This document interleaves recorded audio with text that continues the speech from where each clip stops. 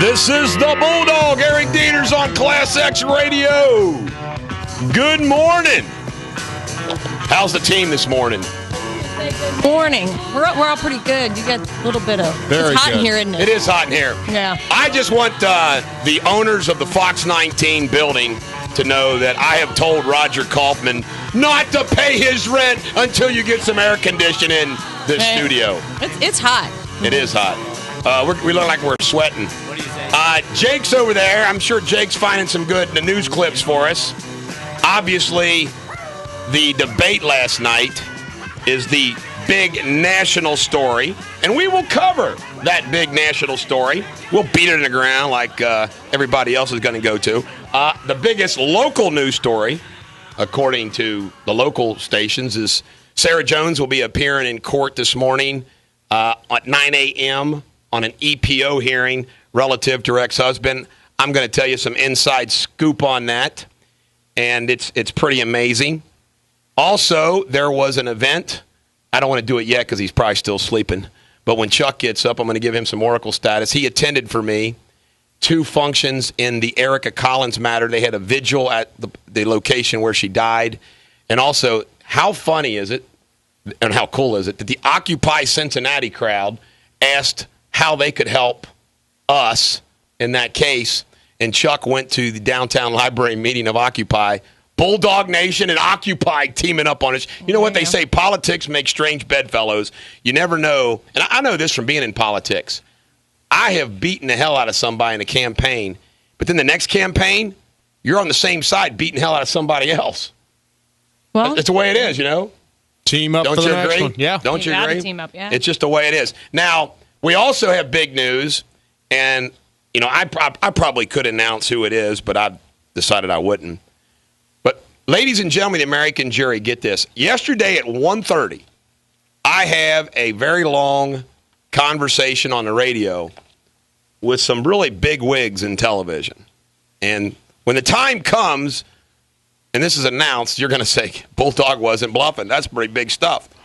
And so I text my team here because they're all going to be part of this, okay? So I text the team. The only one that responds to this big news for us is Denise. She's a woman. She loves to text. You guys were all in bed. That was probably a problem. I was still out. I was in the hood. You were in the hood. Zim was in. That is right. You know, I got to give Oracle status to, not yet, to Mike when we give it to Chuck because he went and videotaped it. I was so proud of him because I said, man, I forgot to talk about video. And guess what? There you go. Found out from Chuck that the Wiz went and did it. The team's doing stuff without me telling them. Nice. Here's another big story. At least over in Northern Kentucky, the Newport Pee Wee football teams kicking butt this year. They're like 38-1. Like, see, each city, like it's the Newport Pee Wees, the Newport Squirts, the Northern Kentucky Youth Football League, which I was once involved, they kicked out the Newport teams over accusations of recruiting outside the city and all this other stuff, and they've hired me to represent them, which I'm going to do for free. And it's just a fun. It's a sad thing for the kids. Yeah. But it's also a fun kind of story in the sense that, are you kidding me? Yeah. I mean, how old? 6, 7-year-olds? 6, 7, 8, 9, 10, you know. Get over it. Denise, is there anything going? Oh, and then finally, I had lunch yesterday with somebody from a network. And I'm going to tell you an inside story that he told me about somebody famous, and you guys are going to roll. But I'm going to tell you that after Denise's traffic report. Oh, okay. The microphone is yours, Denise. Well, you know what? I love the helicopter. It's working. It's working. It's in the air. It is. And you know what? You know as well as I do, it's pretty quiet out there this morning. So guess what? We can just go down. No fog. Everything looking good. No accidents. So back to you, We'll just Bulldog. put it on the ground. I like that. No accidents. No problems. Ooh. So I'm Oh, man. another crash. Can you fix it before the next one? I'll get it back. Get up back and in the running garage. 15 Okay. minutes. Get in there. How do you? I want. This is so funny. We were talking about. I don't know how we got on the subject matter, but we got over on Fox News, and I'm not going to tell you what network because that might give it away. But he told me, "Oh no, I know." When I got up to leave, I found out some things about Jose Baez, and that's not what I'm talking about. These these people that covered the Casey Anthony story said Jose Baez was like a goob, like he wasn't a lawyer for a very long time, but he just they were very unimpressed with him. So I made a joke about Jose Baez when I got up to leave. Well, they said, you know who really is? Let me tell you something that's really funny that we found out during that trial. Is what they said. Geraldo stinks. Like smells. Like smells like B.O. Like bad. No way. And I'm thinking to myself, oh my God. It amazes me. I mean, if you ever come across somebody that smells and you're like... How could a guy like Geraldo's who on television and working all those people, and he's got money, why would he smell like B.O.? You would wonder why anybody would let him get away with Exactly. Dude, come on. What's embarrassing? You ever been in a situation where you have to tell somebody, like, yes, that they smell, or it's like you kind of don't want to say anything. I used to work with a guy that smelled like crap. And it's like I wasn't going to say anything. I'm a coward. So don't you think? It's just a thought. Don't you think that in a situation it's based upon your relationship, like? We've all done that with our spouses. I mean, my wife can tell me, "Hey, man, you got a whitehead on your nose," or "Hey, you got a booger hanging out of your nose." Yeah. And if you're close enough, you do it. If you're not real close, it's awkward. Mm-hmm. Oh yeah. You know what I mean? It's probably even how you do it, But how you do it makes like. I mean, it's like you just can't walk up. Even if you're really nice about it, though, it's like, how do you say, Hey, man, you kind of stink. At the end of the day, you gotta say. Well, you need some deodorant. Now, I can say it. My wife has said you need some deodorant. I mean, if it's your wife or something, like my brother would say something, my close friends would be like, "Hey, you smell like crap," and they would do it in a mean way just to because they're my buddies. But not that I ever would. How funny is it that we now know that Geraldo stinks? I think it's funny. You think it's funny? Yeah. Okay, well, we'll keep it in mind. I want to promote a fellow. Hey, dog. Yeah. You stink. I want to go home and shower. I want to promote a fellow radio host show. I'm going to be on Lincoln Ware show at 12:30 today to talk about the Erica Collins case. So we like that. Today in history, good old Cornwallis. Good old Cornwallis. He surrendered at Yorktown, 1781. Evil Knievel, baby. Evil Knievel. You know, Evil Knievel's birthday would have been today, and I understand we got a little evil for you. Before we get back to racing, I'd like to introduce to you a most unusual young man. This is Evil Knievel, and his specialty in sports is to take a motorcycle up over a ramp and leap through the air some 90 feet. That's what he's going to try to do today over 15 automobiles. Now, have you ever done 15 before, Evil? Bill, I never have. Garrett, have you ever done 15 before? Bill, I never have. Denise, have you ever done 15 before? In age? Cars, Denise, cars. 1931, Al Capone is convicted of tax evasion and sentenced to 11 years. That's all they could get him on. Oh, my God. I've seen his house in Chicago. Have you? It's cool. You'd like that. And how about this? Other famous birthdays. Alan Jackson. Boy, he's big. Eminem, 40.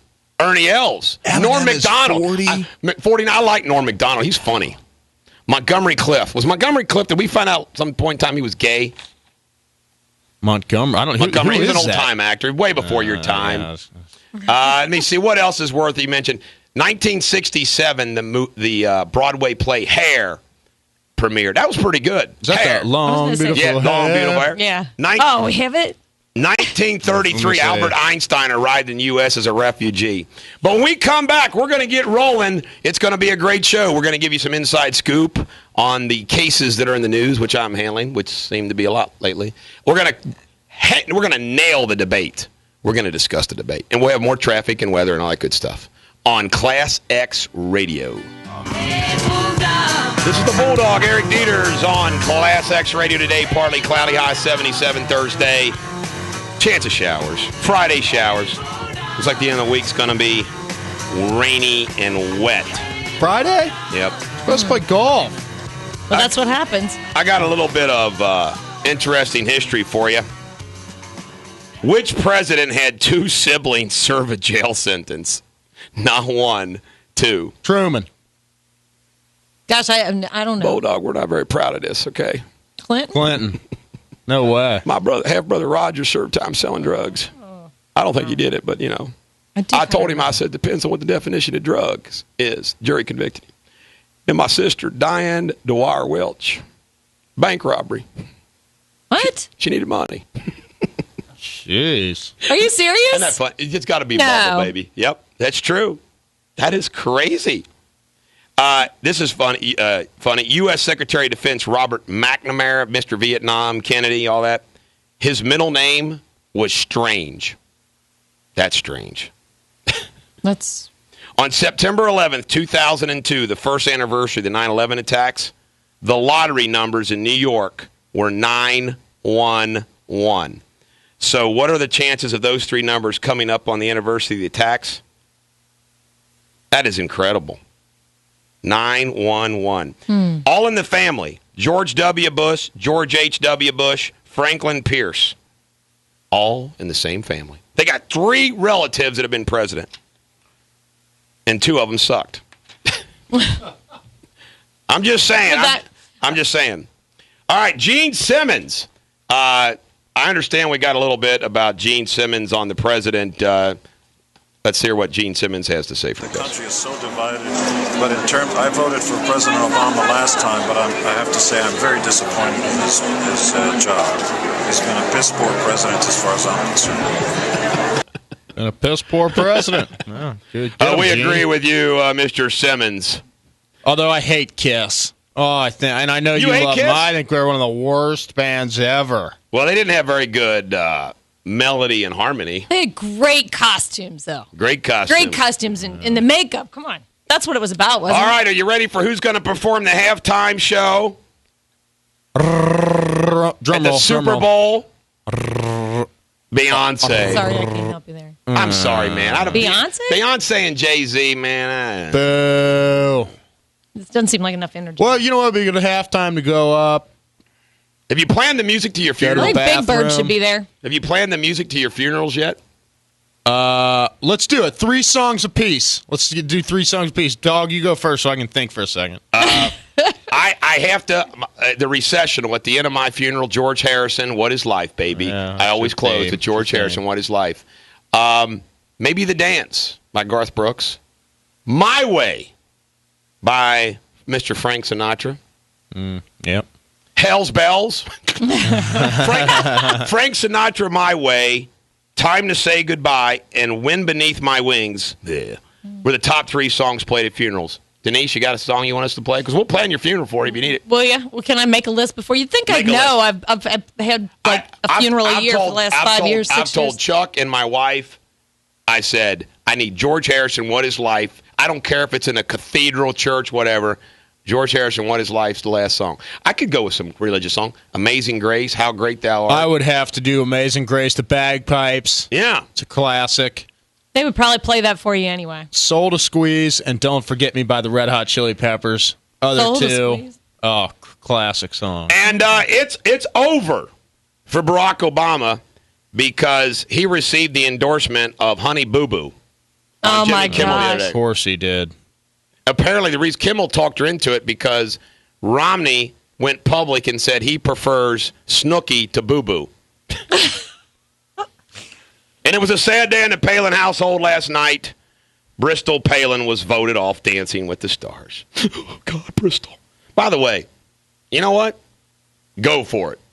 You might as well earn it. It's like Sarah Palin, man. She's making the bucks. They're making more money than ever. Just think about when she was governor of Alaska. You know, she was always going to be okay and comfortable. But now they're just filthy rich. Why not? Like we're going to be. Not getting elected was probably the best thing to happen. You know how this always goes, okay? When we get our show rolling, when our show's rolling, and then something happens to me and I fall out of favor, because all glory is fleeting. You all know that, don't you? So when I have my demise and you all have your own spin-off shows and you're filthy rich and you're richer than me, will you promise not to forget me? I'm going to forget every one of you. I'm going to move out of California.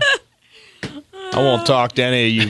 He's just going to buy himself a big old van. What kind of car would you buy yourself if you made a bigger van so you didn't have park it down by the river? Maybe a motor coach? This is a unique thing about Bill Maher. There's some things he says that I could just punch him in the face. and he can be really vulgar, but he comes up with some good stuff, too.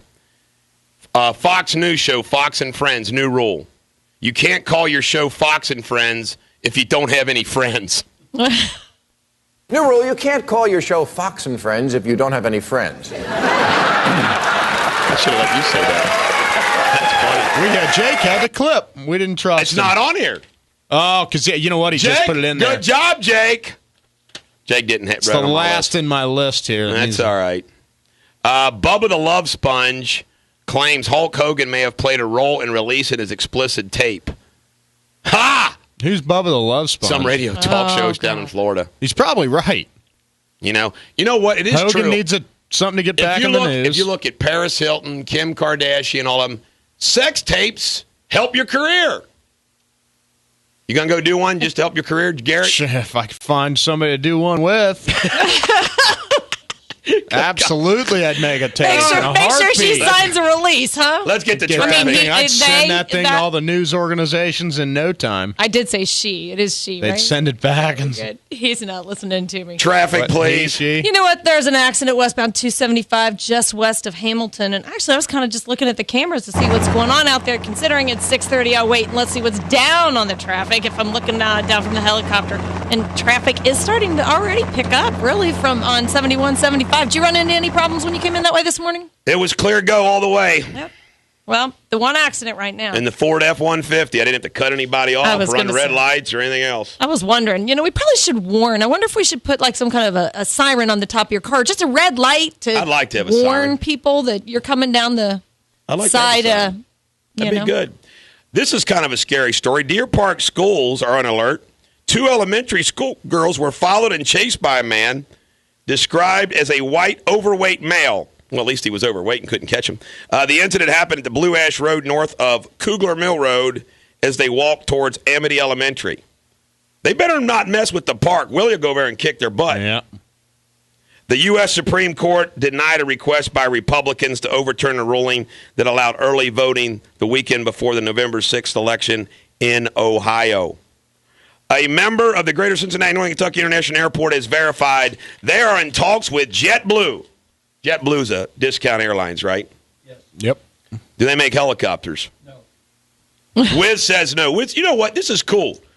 When we need something, we got our own aviation expert. That's true. Wiz. We need to get him a mic over there. That's what we need. By the way, though, I just thought about this. I'm trying to think if I put Wiz down on my cast of characters for radio show. I don't think I got to add Wiz. All right. We now deliver some classic rock music to you. One day I thought of something funny we can do one day. The best country songs that you can get away with playing on a rock station. There's you know what I'm saying? There's the crossover stuff. That'd be a good country. I do too. They all sound the same. But until then, we come back, we'll have more radio superbity, which remembers you cannot even say the words without my permission because it's trademarked. Radio superbity is? Can I say that? You can say it. All right, you're part of the gang. Radio superbity or a Bulldog Nation? Both. On Class X Radio. Oh, it doesn't sound. I didn't think it was on. I tell you right now. A little local controversy. Hamilton County Juvenile Court Judge Tracy Hunter. Her budget apparently is over $300,000. She wants a court administrator that reports directly to her for $106,900. Now, I got to just say this about this. You know what? I don't know enough about the situation. Maybe she needs it. Or maybe not. It's just always tough making those decisions. But I think this is like the hot topic down at the Hamilton County Courthouse. Tracy Hunter. It's now time for sports. And you ready for this? The Bengals sell out the Steelers game. No. What do you think the cut Sunday night between game. Steelers and Bengal fans? What do you think the percentage is going to be? 60-40 Pittsburgh. It's going to be Sunday night at 8 p.m. How do you lose to Miami and then Cleveland? It's, you know what? If anybody looked at the schedule like people do, they would have marked, we're going to win that one, we're going to win that one. Oh, yeah, those were 2 W's. Absolutely. No question. 2 rookie quarterbacks. 2 rookie quarterbacks. And you let them, and you let one beat you in your house. Yep. Won their first victory. And this is hilarious because Mike Holmgren just got canned as the Browns team president. Like, what? You didn't beat the Bengals bad enough? He finally gets a win. You're out of here. Well, they sold the team for $1 billion. Wouldn't you like to have something that's worth $1 billion? Just $1 billion? I'd like to have something that's worth $1 million. And the New York Yankees are going down. 1,000. Verlander pitches last night 3-0. They're down 3-0. They lose 2-1. Incredible. And this is a funny story. It sounds like something I'd do. An NFL fan, has sued Commissioner Roger Goodell relative to the bounty probe. David Mancina, a Saints fan, has sued over the dictatorial, unreasonable, vindictive, and unfounded interference from the commissioner in the league. Basically, like, you screwed up my team! Yeah. Boy, they're a train wreck. I feel, the Saints have just gone down. They won one game, I think. I got some good news for you, Jake, on the hockey front. NHL Commissioner Gary Bettman has offered a 50-50 split for the 82-game season to start November 2nd. So, maybe it'll get done and we'll have some hockey. Between you and I, dog, I hope hockey doesn't figure it out. I like hockey. Are you trying to whisper I can't stand it so that Jake doesn't hear. Yeah. I mean, hockey's a great sport. Yeah, I love it, man. I can't wait till it's back on. He's gone again. I hate that. Penn State is not going to renew the contract of athletic director Tim Curley, who's been on leave since his charges in 2011 for failing to report Sandusky's child abuse. Boy, that's a shocker. I think everybody's expecting him to get a 5-year extension. Today's Major League Baseball, 4:07 at Busch Stadium.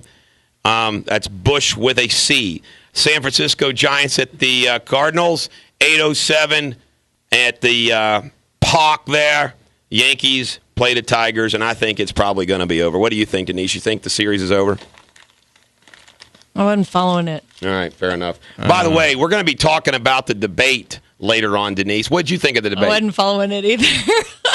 I had to do you go have to a confession? Class X. Do you have a confession to make? And did you watch the debate? I didn't. I actually had to go to Class X for some training on the equipment. So, that way I can fill in for Garrett when he's gone. So, I had to go up there and do that. And then I had to meet a friend of mine that's having. Future. Yeah, I know. Well, you know what? My mind's made up, so I don't really need to know.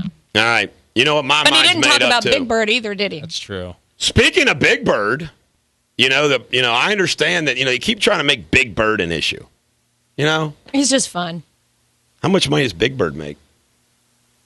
I mean, does Big Bird make a lot of money? $100,000. Big Bird makes $100,000? I'm Barack Obama, and I approve this message. Bernie Madoff, Ken Lay, Dennis Kozlowski, criminals, gluttons of greed, and the evil genius who towered over them. One man has the guts to speak his name. Big Bird. Big Bird. Big Bird. It's me, Big Bird. Big, yellow, a menace to our economy. Mitt Romney knows it's not Wall Street you have to worry about. It's Sesame Street. Stop the subsidy to PBS. Mitt Romney taking on our enemies no matter where they nest. We got to play that every hour. We got to play that every hour today. I just love the fact that Big Bird's it. You know what? As a child and as I grew older and, Sesame Street, I thought Big Bird was a big wimp. Well, he's big. You like Big Bird? He's a bird. Of course he's just a wimpy. big kind of dope. I kind of like Oscar and the grouchy kind of characters of Sesame Street. Who was your favorite character? I like Snuffy. I was going to say Snuffy, too. I guess I'd go with Cookie Monster. Ooh, Cookie Monster's Monster. a good one. Yeah. Cookie. Bert and Ernie. Some smack, Bert. Give us a traffic report, Denise. We don't need a helicopter on this one. Are you sure you don't need a helicopter? No, I don't need a helicopter. Okay, good, because I don't feel like It's in getting the back shop. You know what? The only thing that's still going on out there, westbound 275, right around Hamilton, you still have that accident. That is just west of Hamilton, so watch for that. And just things slowing down again, just through the cut in the hill, and it looks like on 74 as well, heading inbound. So, you've got the construction on 75, but right now, that's about it. There's all the slow spots anyway. We'll see. Do any of you have the ability to sing? Absolutely not. I wish I could. Jake, can you sing? Can you carry a tune? A little bit. A little bit? Denise? No, I can't. I'm a monotone. I can't carry a note at all. No, I can't sing. How about this? Tulane University scientists say mice can sing in tune with each other. They do so by changing the pitch of their voices. Mice? Yeah, that's Why do generally we how you study? sing. I bet you they're using government money to figure out whether mice can Mice sing? Apparently. Poor mice. They get snapped up in traps or used in a lab for studies. They just like to scare people. I saw one last night. Came running towards me. Isn't it always weird when you hear about an earthquake in the United States because it's just so weird? Maine. Remember, like there's no crying in baseball. There's no earthquakes in Maine. They had a 4.6 earthquake in Maine. What's that scale go up to? 10? 10. You ever been in an earthquake? The only earthquake I remember being in was way back when in northern Kentucky. Yeah. I was in Alan Smith's house up at Panorama Drive in Kenton Hills, and it shook. He thought it was his bed, but it was a pretty good earthquake. I mean, his house shook. I do remember that. I remember my first one when I was living in L.A. Pretty really? Scary. It's pretty scary. Tell us about it. We were in school, so we were sitting there in class, boring lecture. I'm about to fall asleep, and then all of a sudden the desk starts shaking, and they were really shaking. I mean, really shaking. Really wow. scary. Wow. It's weird when the earth underneath. You know what? I have moving. never been to San Francisco because I feel like the one day that I go fly in there, it's going in the Pacific Ocean. Yeah. We're going to remember that in case we ever go big and we go to that direction. We're not going with you. We're not going to go to San Francisco on tour. Wait. Going to L.A. On tour. Let's go to the LA. Bulldog Nation Radio and Class X going on tour. By the way, Bill Spry, I know you're listening. Bill Spry, I put him down as part of the cast of characters. I'm not going to tell you how I described you, Bill. I'm teasing out. I said he's like your typical rock lover from his generation. I think that sums it up. His look, his attitude, everything. Well, I was teasing him. An original rebel. I was joking with him. I said, do you hear him call your name out on the air all the time because you don't have music in there for him, certain types of songs that he likes to hear? And he said, well, sometimes I hear it. And I said, no, he tells you. He's saying all the time, Bill Spry, we need this song. All right, when we come back, we're going to have some more radio superbity. We're getting closer to the big news of the day. We know we like to ease you into it. Those of you that are up this early, we got to ease you into it. And until then, for your listening pleasure, some more classic rock right here on Class X Radio. German pediatricians in the Professional Association of Pediatricians said mothers unable to breastfeed should not acquire it over the internet as it may be harmful or contaminated. Man, you know what? Why would you buy milk over the internet? Well, I guess for money purposes. It looks like the average total cholesterol level in adults has fallen 10 points over the last 2 decades. Mike Zimmerman, it's tripled. Just teasing, Wiz. It took the government 2 months to determine that a top-secret statement made by a captive at Guantanamo Bay wasn't a threat to national security. The statement, LeBron James, a very bad man, he should apologize to the city of Cleveland. That is messed up, isn't it? Good old government. The richest man in history. Do you know the richest man in history was, like if you extrapolate, 14th century African king Mansa Musa I. Man, I'd like to be Mansa Musa II and inherit all his money. Adjusting his fortune for inflation, his net worth, $400 billion. Can't even imagine. The richest man now is from Mexico, Carlos Slim. You can't make that up. The richest man in the world is called Carlos Slim, $68 billion. What's he do? Owns telecommunications in Mexico. 68 billion. That's crazy. 68 you have billion. To say that like. And he apparently buys his girlfriends in New York like Manhattan penthouses and whatnot. It's crazy. Peter King, this is comforting. Peter King says that Al-Qaeda is a greater threat now than pre-9/11. I guess the war on drugs, the war on radical Islam extremists, I guess it's not turning out very well. But Geraldo stinks, we know. That's funny. We need to send him He smells. You got an update in the traffic report, Denise? I'm kind of looking around. They did clear the accident on 275 around Hamilton. But that traffic right up in that 275 interchange there between 71 and 75, pretty heavy. Southbound 75, it's picking up.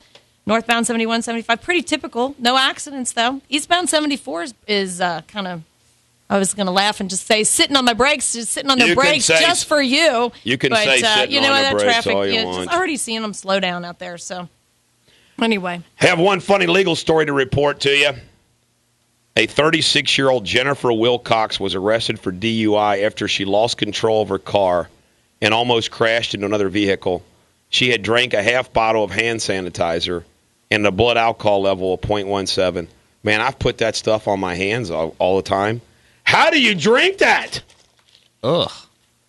How do you drink that? That would burn all the way down, but then something like whiskey does the same thing, burns. I would think it. I mean, good golly. Did you all see Ryan, after I announced it there, did you guys check out the Paul Ryan girl? Did you see the video on YouTube? No. Ryan girl? I wonder what Paul Ryan's wife thinks about the Paul Ryan girl. You know, like the Obama girl? There's an Obama. There's a Ryan girl. Oh, okay. I must have missed that. Of course, Garrett, the producer, doesn't know that yet, but there is actually a Ryan girl. Okay. Well, Let's get fiscal, fiscal. I wanna Let's get fiscal. To the song, get physical. No more talk, time to make Obama walk. You got to like her enthusiasm. Yeah. Time to let Obama walk. okay. Well, let me ask You haven't seen it? No, I haven't. I'll have to fiscal. look it up. So, but you know what? I am looking, since I didn't really get to watch the debates or listen or Get even. to. Well, yeah. Well, I bar. wasn't They home. didn't have the I couldn't volume help turned it. up at the but bar? explain this to me, because if you what was what is this about Mitt Romney's binder full of women? Do you know? What it is he was at the debate. He was talking about he didn't have women applying for jobs when he was governor of Massachusetts, and he told his staff, "Get me some women," and they brought him resumes, quote unquote, binders full of women. Yeah. I was wondering. It was clean. They were talking about Hugh Hefner's. Do you know how much it's got to be driving Count Chocula, David Axelrod nuts that he can't find any dirt on Romney? Because that's their modus operandi. Since we are in the middle of a presidential election, I've got to share a few fun facts, which I think you will all find very interesting. George W. Bush, John Kerry, and Hugh Hefner are all ninth cousins. Twice removed. Wow. President Johnson smoked 3 packs of cigarettes a day, and he died of a heart issue due to smoke. President Pierce arrested during his term for running over an old lady with his horse. That's a true story. He ran over a lady with his horse. President, which one was that? Franklin Pierce. He was the one right before James Buchanan when the South seceded. He was a lousy president. J. Edgar Hoover. He liked to fire FBI agents whose palms were sweaty when shaking hands while he was cross-dressing in secret. Now, here is a very fun fact about Abraham Lincoln that none of you know. He was a licensed bartender. Not just a bartender, he was a licensed bartender. Can you imagine that big, tall drink of water behind a bar? They had to, Especially back then then. they actually had to be licensed? Well, you know what? So back then it was easy to be a bartender, though, because you'd walk in and it would be like moonshine or whiskey or ale. I mean, come on, how many brands did they have? Well, yeah, but They didn't have Cosmopolitans in his day. Yeah. I'm just still puzzled that they would even have just licensed, that they would have to be licensed at all. Not making margaritas back then. Margaritaville. I think it would have been moonshine and whatever else. All right, I'm going to make an executive. We have so many neat things to get to, big things to get to. I'm going to make an executive decision. We are going to cover, coming back, we will cover the Erica Collins case, an update on that. Then we'll do Sarah Jones, and then we'll do the debate. Does that sound all right? Is everybody cool with that? Oh, this is funny, too. I'll allow it. There is a guy by the name of Mike Tussey who came to me about a legal issue. And it turns out he was one of the NKU broadcasters of women's and men's basketball. And he's no longer doing that. And he's an older guy. I liked him. He had a good voice. And I said, he was looking to get back on radio. And I said, well, you want to like be our sports guy and give a real good sports report every day? You know, we could swing it over to the sports guy. And this is funny. He turned us down. He sends me an email, and he says, nah, I got to be paid, blah, blah, blah, blah, blah, blah, blah, blah. I said, well, all right. I said, the reason why I asked you was, and I told him about some things that are in the works.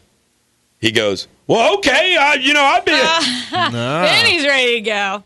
Mm-hmm. Now he wants on board. Well, now you say, never mind. Rescind the offer. Yeah, well, your offer's over. Sorry. Yeah, you know what? Garrett does a great job doing sports. He does? Yeah, what about our New York sports? What about your New York sports? The New York betrayed sports. I gotta learn how to talk. You feel like betrayed? That or You feel let A down? little bit. I gotta. Who can I watch to learn how to talk like that? Don't start acting like Wiz. I'm telling you, we don't need any more That's of that stuff. true. Wiz. You're an oracle.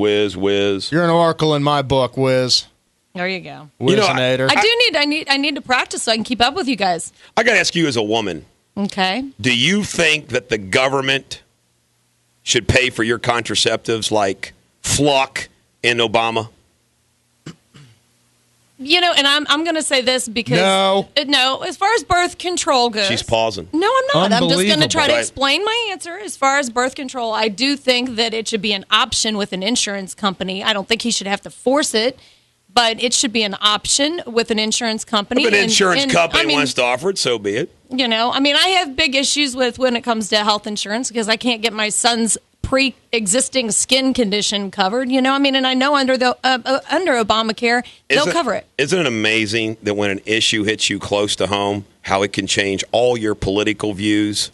Well, it does, but that's the only thing. These people that come to me about they don't like you sued, you do medical malpractice, all that stuff, and then something happens to them. Boy, does it change.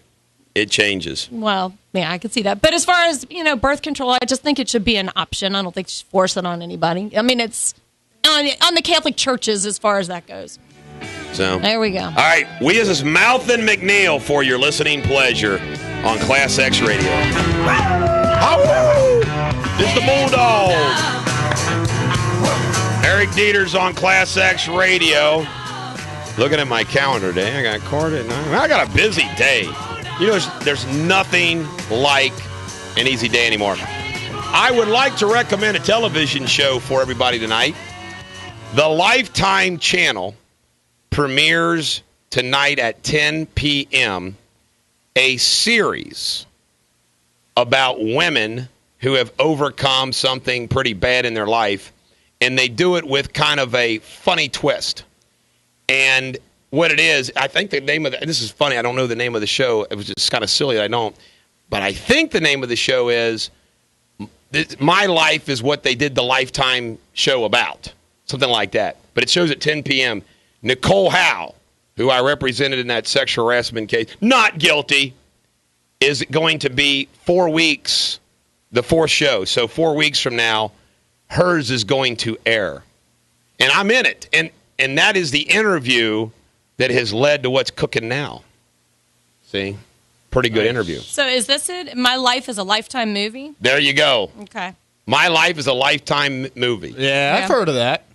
Well, this is Nicole Howe's going to be on there. It's going to be kind of fun. Don't forget Dateline. Dateline Friday night. Friday night, 10 p.m. You know Sarah what? Jones and the Bulldog. I'm going to the Big Elder Highlands game this Friday night. Really? Yeah. Oh, is it Friday night? At Highlands. I think I might have to go to that myself then. I'm going to be there. Imagine that. That'll be a good game. I want to give everybody an update on the Erica Collins police shooting case, which, sorry about this, City of Cincinnati, mayor and chief, but it's not going to go away.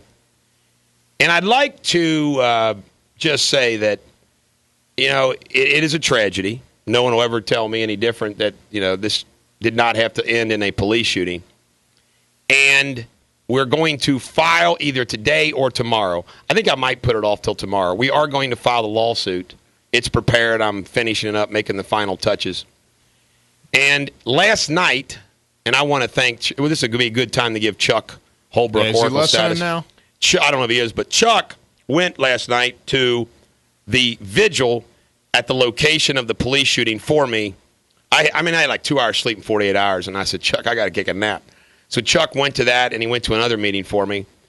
And he said everybody got in a circle, and they prayed, and he said that the Reverend spoke, and her sister spoke, Erica's sister spoke. And what was so cool, Chuck just thinks, man, he took flowers and a card and presented it to the sister. It was very emotional. But I'm telling you, this is just, the more you learn, you realize, Erica Collins was not some troublemaking, crazy, might have been stupid to, try to slit her sister's tires, but She wasn't any. You know what? There's a big difference, folks, between tires and a human being. And this is an interview that her sister gave. You don't have that? Nope, I got it. All right, man. My sister she was a real good person. And the officer said, ma'am, no, don't slice her tires. Put the knife down. Don't slice her tires. She said no. It was boom, boom. And he shot her twice. We also have the police chief, Mr. Craig, who isn't licensed to carry a gun or arrest anybody. How messed up. He's a police chief, and he doesn't have power to carry a gun. He was unaware that Erica had died. He asked me a question, and I could see he was very emotional. Oh, he shot her in the head and the chest. When I communicated that to him, he broke down. He believed he could always talk his way out of a situation. BS. Ladies and gentlemen of the American jury, I am now going to read you a statement that we have obtained from someone who has had an encounter with Officer Lasky. On or about September 18th, 2012, the morning I called 911 to please send an officer to my home at 1441 Ambrose Avenue because I had been threatened with bodily harm by a man on my porch. It may have taken about an hour or so until an officer showed up. I was waiting on the porch. The threatening party had left about 20 minutes before. The officer at first remained in his car. I said, sir, this man just left after he threatened to, quote, wipe me off the face of the earth. He would kill me. He never listened to a description. He said, the officer, this is Officer Lasky, by the way, believe he asked me why. I said, the night before the man was visiting my neighbor, we live in a duplex. He was belligerent and loud and just yelling about crazy stuff. I didn't say anything. On the day he was questioned, he was back the next morning while my neighbor wasn't there. He began screaming obscenities at 9 in the morning. I said, from inside my house, would you please be quiet? I have neighbors. He yelled at me, if you come outside, I will kill you, da-da-da. The officer said, if you had kept your mouth shut, this wouldn't have happened. I asked him what he meant. He said, if you hadn't opened your mouth, he wouldn't have threatened you. I started to cry. I stated I cared about him disturbing my neighbors. He says, why do you care about your neighbors? I asked him, don't you care about your neighbors? Officer Lasky said, no, I don't have these kind of people in my neighborhood. I said, what? I said, he hit me before and knocked me down. He said, why didn't you call then? I said, because I didn't think you'd help me. He was sarcastic. I said, never mind, and asked for his name. He said, Officer Lasky. After I asked for his name, he asked me what I needed him for. I said, nothing, sir. Go back to your neighborhood, to your kind of people. Little nice little run-in with Officer Lasky. Well, think about this. In the case that you're involved with now, what's the main difference between that and the case that started all the riots in, 2001 or 2000? Not much. Two glaring differences to me. Police chief, black. Mayor, black. It's a good point. Back then, white. It's a good point. The fact that you got the black police chief and the black mayor that said, no, we're sticking up, that calmed the black, where they're not going into riots and everything like that. But I find the hypocrisy is pretty interesting, to where if there was, just let's throw this out there. What would Craig and Mallory be doing if they weren't the mayor and the police chief? You know what I'm saying? What would be their position in this case then? Exactly. Yeah, they would think a whole lot differently, probably. And I still say the options that were available to this guy are just so many different options. A lot more than just putting two in her. Yeah. And I can tell you right now, I've already had an expert, already talked to an expert. My assessment of the case. See, sometimes you think XYZ, but it's not XYZ. Like, I'll think something's a medical malpractice case and it's not. But a lot of times common sense lines up with what the expert has to say. I call it common sense meets science. Why wouldn't Isn't that profound? Pull it? Why wouldn't it be something that they would have to pull a taser before they would use their gun? Well, why wouldn't it be a rule here's that an they issue had for to? me. Here's an issue for me. Why did he have his gun drawn in the first place? I'm just saying. I don't know why he had to have his gun drawn anyway. Give us a traffic report update, Denise Johnson. Well, right now we have an accident in Claremont County, and that is on Ohio Pike at Glen Estee, Withamsville Road. So watch for that. That could slow you. There's a couple lanes there, so that could slow you down. Eastbound 74, you're slow from Coleraine on over to 75. Then once you get to 75 northbound, you're slow right there from the 74 merge on up to around Mitchell. Southbound 75, slowing down from Allen Road to 275, and then again Lockland to Paddock. 471. You're slow there just from around Route 8 on across the bridge, and 71's kind of slow in those same spots. So other than that, not seeing any problems, no fog, so it's pretty quiet out there right now. That one accident. Hey, so we can help you plan your day, Denise. I want to let you know that next Monday, 9 to 10:30, there's going to be another presidential debate down at Boca Raton, Florida. You don't need to go, but it's going to be televised if you'd like to watch it. You can watch on TV. A lot of networks carry these things. I do believe on Monday I will be home next week. Denise, you know, if you have to train, guys, you have to work. Right now I'm jobless. Football. You know, I work in here with I work in here with the Bulldog just because we love radio. We love radio. We love radio. iHeartRadio. iHeartRadio. I love this song. This is Cheap Trick. And I want to say this. When we come back, you're going to get a Sarah Jones update on Class X Radio. Eric Deters, the Bulldog on Class X Radio. Denise Johnson, I understand there's something to update. There is, just because everybody, this is southbound on 75, right around Ronald Reagan, and it has the right lane blocked. So there's an accident there, and that's got that traffic really starting to slow down. I mean, you were already slow from Lockland on down past Ronald Reagan, but now it's all the way back. I'm looking at the cameras. Basically, you're just kind of sitting on your brakes from around Sharon Road on down. So expect some delays on southbound 75 due to that accident. Very good, very good. You know, it's amazing how there's so many parallels sometimes in events and how they can tie into something you're involved with. The shooting, and I haven't spoken about this yet on the radio. I have spoken about this. I'm representing David Dooley, who is charged with the murder of Michelle Mockbee over in Boone County. And I met with his wife, and I met with those darn peanut M&Ms. Yeah. Not supposed to eat chocolate when you're on the air. You hadn't realized that yet, huh? But they have water, a lemon, candy shell. Well, you know, they'll but get home here. That can it doesn't melt in your hands, but it can kind of choke you up. I think the shell is the problem. There you go. I am amazed. Now, my client maintains his innocence, and he gave me permission to talk about that. Now, in this day and age, okay, it's now 2012. I marvel how so many people can get angry and mad at a lawyer for representing somebody. I mean, don't we all now agree? I mean, I'm going to just check this out with you. We'll go with the youngest first, Jake. I'm going to ask you this, Jake.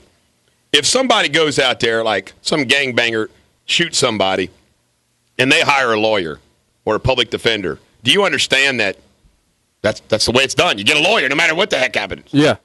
Do you right. I mean, don't you kind of accept that, hey, that's what lawyer does? You know, some lawyer's got to represent the guy. What else would a lawyer do? Isn't that in the Miranda rights that you're entitled to a lawyer? And yeah. I don't get why people get upset if a certain lawyer. Yeah. I mean, everybody gets one. The world's most hardened. I mean, well, if not, Osama bin Laden were going on trial, he would get a freaking lawyer. He'd have a lawyer. Everybody has a lawyer. You know, these guys at Guantanamo Bay are getting lawyers. You have a constitutional right to lawyers. So, you know, it's like, oh my goodness. So there were some people, you know, the one that said, I can't believe it. Well, sorry, he tells me he's innocent. So how stupid is it going to be if he does innocent? Maybe we're going to ask for some apologies. So it's amazing that this story in Campbell County, which is the Poston shooting, and this Ryan Poston, who was, I think he was 29 years old, and I know the Poston family from Campbell County. Here's my relationship with the Poston family. Jim Poston, who's a lawyer, who was Lanny Holbrook's partner. Mm-hmm. I know him. I mean, I'm not real close to him, but I see Jim. How you doing, Jim? His brother, I can't think of his name. I think it was Jay. I played softball at Fort Thomas League. Jay's the younger one. Okay, is he in construction, like remodeling or something? I don't know what Jay does. I really don't. Well, I want you to know. Oh, no. There's a bunch of them. No. Jay is the freeloader. Sorry, Poston family. I don't know. Jay just hangs out. I don't think Jay does anything. No offense, but Jay's Mr. Handsome Guy. Now, there's another Poston that I played softball with, and then there was John. I played softball with John. Okay, he is the youngest brother because then Amy is the youngest. Know each other. And my brother dated Amy Poston. Okay, and then there was some Postons. It's part of the Postons that I went to Latin school with. Mm-hmm. So I know the Poston family. Their father was an attorney. Very nice. Very good family. Poston family is a good family. So Ryan Poston, who is Jim's nephew, is shot and killed. Yeah, Saturday night. Saturday night by Shayna Hubers, 21.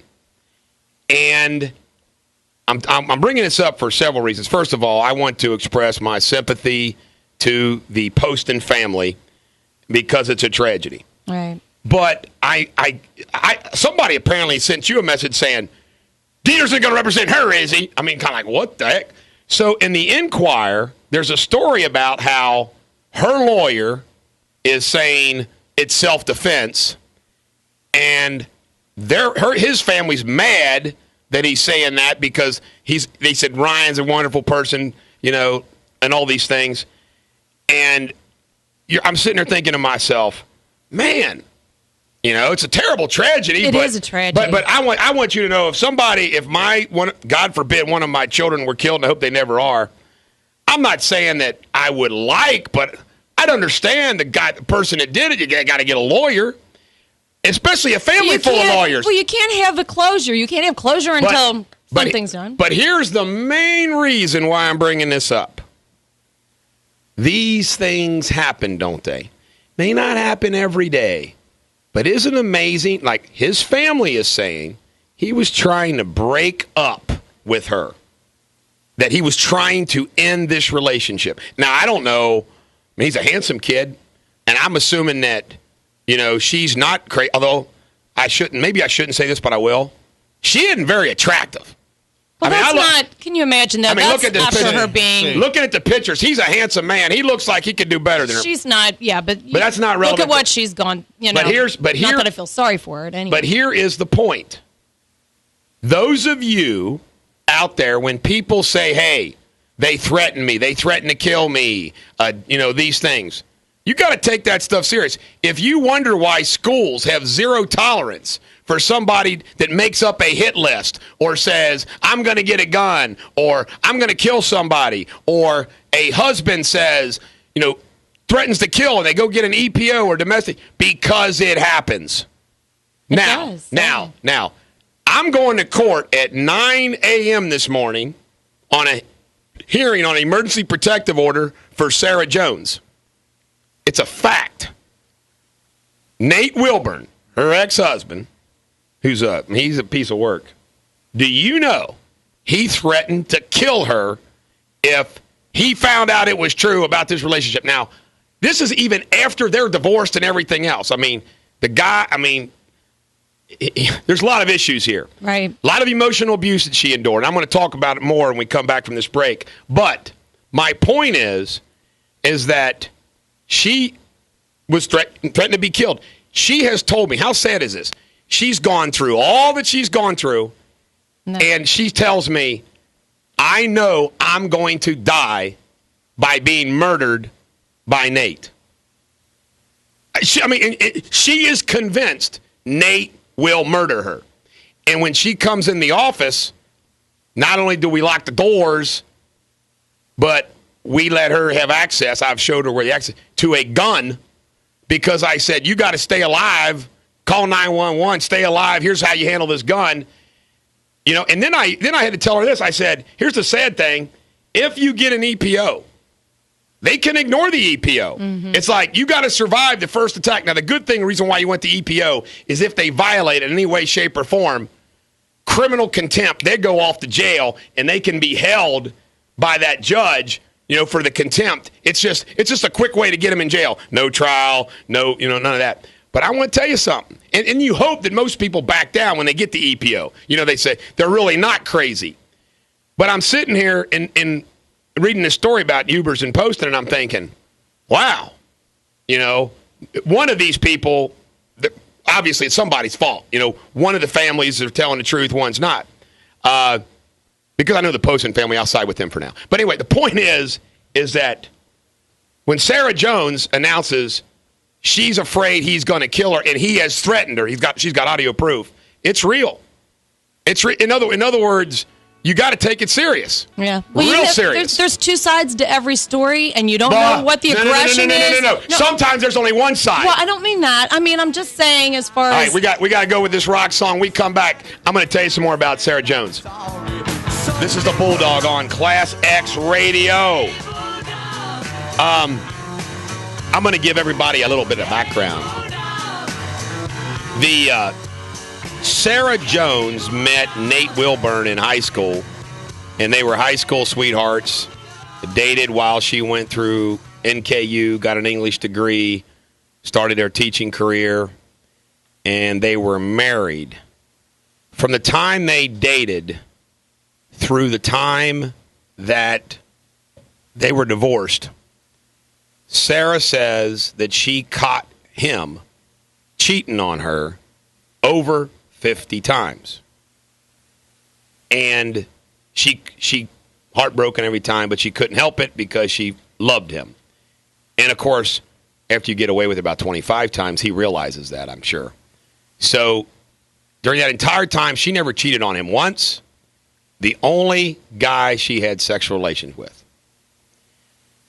She finally, and her testimony will be, and that she knows this for certain, it's not slander, that he has a drug problem. Also, emotional abuse, big time. Steroid use. Everybody knows roid rage, right? Mm-hmm. And this is very interesting. She says that she finally had enough and was going to call off the wedding. And he threatened her with spreading lies about her. Apparently, he's even said he'd spread lies about me, too, for some reason. Spread lies about her if she embarrassed him by canceling the wedding. So she didn't cancel the wedding. The wedding the marriage was never consummated, and it was basically over before it started. But within a week or so, 2 weeks, she was back home with her parents, where she continues to live. She tells me that she's become aware that he is got a photograph of him and his girlfriend naked in bed, soliciting people to swing with him. I mean, this is incredible. Now, the whole time that, and by the way, all of this stuff all happened before Cody York ever got in the picture. When the Cody York thing, rumors started flying and all that stuff. And by the way, she wasn't married to him, okay? She wasn't married to him. He said, if that's true, I'm going to kill you. And one of the reasons why she denied this the whole time was because she knew he'd kill her. And I'm telling you right now, you can see the look at somebody's face. She's convinced. So anyway, get this. He also, at the same time, just weeks ago, threatening to kill her, divorced her, and all that crazy stuff he does, she also has messages to prove he wants her back, too. Don't people that abuse women incredible? So, we knew on Friday before the plea deal, when we worked out this plea deal, we knew in open court she was going to have to admit the relationship. So I said, hey, I thought I'd talked to Ed, my partner, Ed Clark. I said, didn't you talk to Ed? I said, I wanted you to get that EPO. And she hadn't. Why? Because she's worried he didn't make it worse. It's amazing. So I laid into her, man. I said, and her mom agreed with me. To their credit, they went out over the weekend, filed what they needed to do with the police. The judge signed the EPO order, and it was filed 8:30 in the morning before 9 o'clock court because I wanted to make sure the EPO was in place before he admitted this, okay? Now, since the EPO has been in place, there's been absolutely no contact. He's honored the EPO. Today's hearing is to decide whether that EPO should continue and there's further orders of the court or it goes away. Now, a lot of times you see spouses get in fights and somebody files an EPO and they want it dropped, and I get that. And, maybe that's okay. That's a good thing to happen, Now, the NBC or Channel 5 reports that they tried to call him, couldn't answer him, but his grandmother, who raised him, his grandparents raised him, said he'll be in court. Now, I got to ask everybody this question. I'm asking you this question, member of the American jury. If someone wants an emergency protective order against you, they want you to just stay the hell away.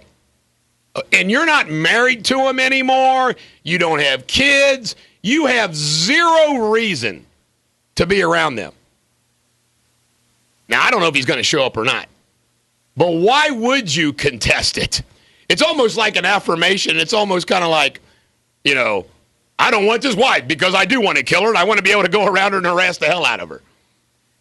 The only other thing I think if he's going to show up, he's going to show up because he knows cameras are going to be there so he can have his little fun. Now, this is another funny thing about it. Inside Edition looks so stupid.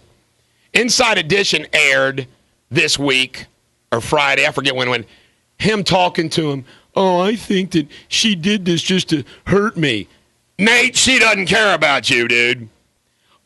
This just was like a big kick in the stomach. Well, maybe you ought to take a lesson of how to treat a lady, Nate, from Cody. Bottom line is, isn't that kind of amazing? Like, why would you contest the EPO? And I can tell you right now, based on what I know about the process, I don't know what judge we have, but I can tell you right now, if you got proof that somebody threatened to kill you, you're not going to get the EPO removed. That's not going to happen. It's not going to happen. But that's got to be scary. Now, if any of you, I have to admit, there's been a few times, even to this day, like, for example, him, if he's that way, do you think he maybe would like to kill me? If he was capable of killing Sarah, the guy would love to kill me right about now because I decided to blow him up. During this is so funny. The Dirty.com case is going on, right? This case is going on.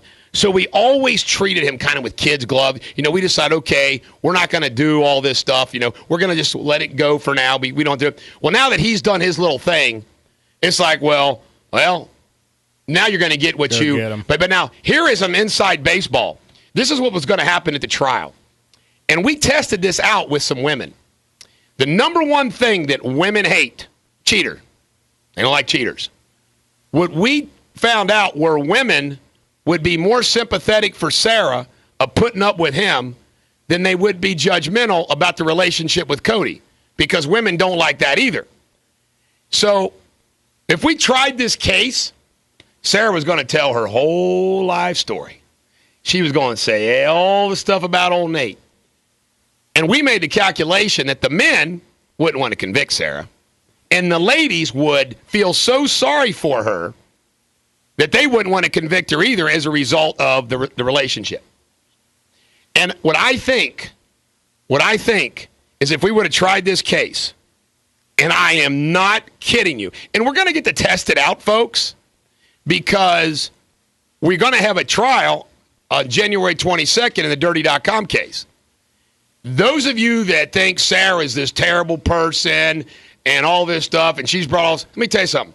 I predicted, I said, when you get finished testifying, Sarah, the jury will be in tears. Because I know the whole story. I know Sarah Jones's whole life story. And if a jury heard her entire life story, which I guess they're going to in the federal case, they will take a totally different look at Sarah. And part of what she's dealt with, besides all the other things, just all that she's had to deal with, was this guy.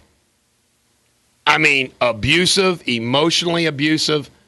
Denise, from a female's perspective, because of friends and whatnot, and you don't need to share anything personally or anything, but you have to have a perspective as a woman how that can happen. That because women, when you give yourself to a man, heart, soul, sex, everything, generally, I think that's a much bigger deal for women than men. Oh, absolutely. And that's Sarah didn't want to give herself to another man.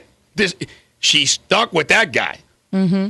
And it was 9 years. Is that what I heard? They were together I guess for it was about that long time. Well, I mean, high school through college. Right. And things happen. Things change. She's not that old. What is she? 26. Yeah. 27. And so when you think of it in the scheme of things, I mean, people are. There's 10 years. I tell you right now, though, man, people that are just abusive to women, it makes me mad. Well, they judge by the way women look, and if you look a certain way, they judge you a different way, and That is true.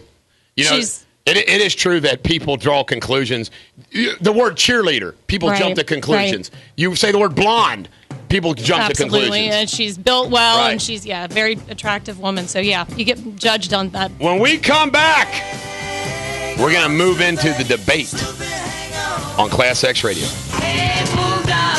This is the Bulldog on Class X Radio, delivering radio superbity. In the affidavit, by the way, for the restraining order, Sarah points out how he has threatened to break her neck, murder-suicide. I think we're in front of Judge Bushelman, which I like. Judge Bushelman is a fair judge. And you know what I would think? Judges are all supposed to be fair and impartial, but if I was a woman that wanted to keep a guy away from me, I think I would rather be in front of a female judge than any other kind of judge. You know what I mean? Wouldn't you think? I would think, but I'd almost think that either way. I would think a male judge would be good too, just absolutely. in the sense that they would. I mean, that would be protective. Doug Groothouse used to be a prosecutor. Ken Easterling used to be a prosecutor. But I'm just saying, a woman could relate to man-on-woman abuse, obviously, more than a man could. Right. All right, we are now going to dive into the debate talk, and this will carry us all the way through to the rest of the show. I think Pastor Dan's going to be coming a little bit. We can't ask Denise what she thinks about the debate because she didn't watch the debate. Where were you that's going okay. Sorry, I was training at Class X. I actually At the had bar, to. the bar. Well, that was after 8:30. We're at the Fort Thomas pub. Right. Now, for those of you that didn't see the debate was quote-unquote a town hall where they had 80 people there. Candy Crawley was supposed to pick out 12 questions. She knew what they were, that she'd call upon them. It's so stupid. It's kind of like contrived. They're trying to make it a real town hall. Why don't you just invite a bunch of people in and have a real town hall? So these were 80 undecided voters. Now, I watched I switched through the channels afterward to see what everybody says. It's amazing how NBC, Andrea Mitchell tries to spin it this way. But Fox News, they had Frank Luntz in Nevada, Las Vegas. And he had a group of people in there that were independents. Overwhelmingly thought Romney won the debate. And I think he overwhelmingly won the debate. And off the top of my head, without even looking at my notes, which I never like to do, I'm going to just give you my opinion of the debate. We'll start with this. And then if I go all the way to the break, so be it. Then we'll come back and get everybody's comments. First off, Mitt Romney performed as well as he did in the prior debate. Barack Obama, some things that I noticed. Darker suit, darker tie. Kind of like they want to make him a little Darth Vader. I thought it was funny. And I could be wrong, but when he had those stern looks on his face during the debate, I'm not kidding. You look like he had Botox around his eyes. I'm being serious. Now, Mitt Romney, in my opinion, won the debate for the following reasons. When Barack Obama spoke about the math not adding up relative to Romney's plan, Romney stuck it up sideways, baby. The math not adding up, the deficit, $6 trillion debt, $1 trillion. That's the math not adding up, I was thinking. That's great. The woman issue.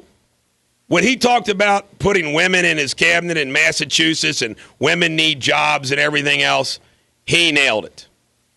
The permit issue. If you notice, folks, Romney kept pressing him. You cut federal permits by 50%. And Obama wouldn't answer the question. Because he did. That was true. That's right. He wouldn't answer the question. And then he, stumbled around. And he said, well, what percentage then? Go ahead and tell me. And Romney was great at just pinning him down. Okay. And then the time when Romney ticked off how many people's on food stamps, how many's unemployment, how many lost income. And folks, middle class, are you kidding me? Middle class. $2,000 a family increase in health care. Gasoline prices doubled. Food prices doubled. Inflation, on and on and on. Obama has destroyed the middle class. And every time Romney explained something, he did it clearly, and he did it very crisply and very well. Okay, some more things. When they got into the issue of the black man that stood up and said, I voted for you, Mr. President, but, man, things aren't very good, da-da-da. That black guy was great for Romney. Well, yeah, and then Romney got up there and says, well, you're just going to get 4 more years of this. And you know what? If I had to bet money, I'll bet you Obama lost that voter. He's not going to vote for Mitt Romney. Something else that is amazing to me. He's not going to vote for Obama. No, he's not going to vote for Obama. An amazing thing. I didn't hear one thing out of Barack Obama's mouth about what he's going to do for the next 4 years and why he should be reelected. That's amazing. The only thing, and this cracks me up, those people that think Barack Obama did well in the debate. The only thing Barack Obama did different than the other debate was they gave him some caffeine. He didn't look down. He looked at Romney. There's more upbeat. And he was Mr. Feisty guy. But let me tell you something. Romney's an alpha male too, baby. Nothing Obama did when he tried to cut him off like the Libyan thing. This was great. He said, are you saying, because this was an incredible lie. Obama said that he called it a terrorist act in the Rose Garden the next day. Everybody knows that is not true. So Romney goes, that's what you're saying. I want to get this. That's what you're saying. And you hear what Obama goes, go on, Mr. Romney. In other words, he's never challenged. He's used to everybody falling at his feet. Boy, did you see the looks that Obama was giving Romney when Romney was coming down on him? Here's that exchange about the Libya thing. All right. I want to make sure we get that for the record, because it took the president 14 days before he called the attack in Benghazi an act of terror. Get the transcript. He did, in fact, sir. So let me call it an act of This terror. say that a little louder. No, that's right. No, that's right. That's right. But let me tell you what happened here, okay? Candy Crowley, who kept interrupting Romney, she agreed with Obama. After the debate, I understand. I didn't see this. She backed up from that. She was wrong. Obama was talking about terrorist attack relative to 9/11.